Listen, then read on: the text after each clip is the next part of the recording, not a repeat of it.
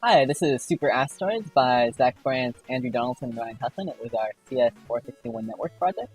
So the game is basically like a two-player version of Asteroids. There are two players kind of flying around on the screen, and the goal is to not get hit by an asteroid. Each player has 10 HP. When the first to drop to 0 loses, and the other player wins.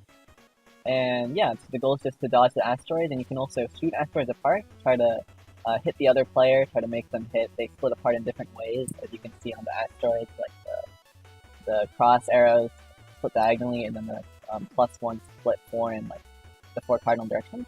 So there's some strategy involved, and then you've got to focus on hitting their player while also dodging. So here's the latency test. So for both players here in the Seattle area, and the server is also in Seattle on Atu. And so the RTT we have is about 40 milliseconds for both players. And you can see some delay. So on the left is the view of player 2 controlling the blue ship. On the right is the view of player 1 controlling the kind of reddish ship.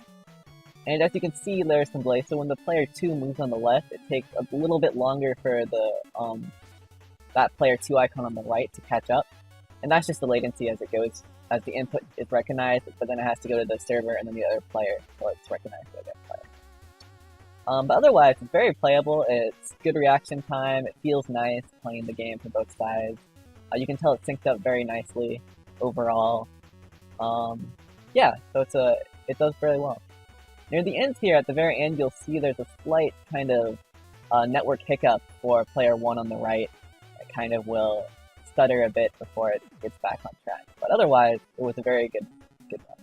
So here's another latency test, except for this time, the server's still in Seattle, the player on the left is in Seattle, but the player on the right is actually in Massachusetts.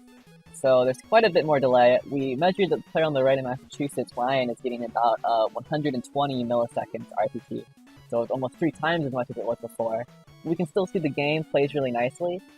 There's still some delay. In fact, you can see it's a little bit more stuttery for me on the left. When I get player 1 commands, the red chip's moving a little bit at a stutter, more so than before, but otherwise, it still works very well.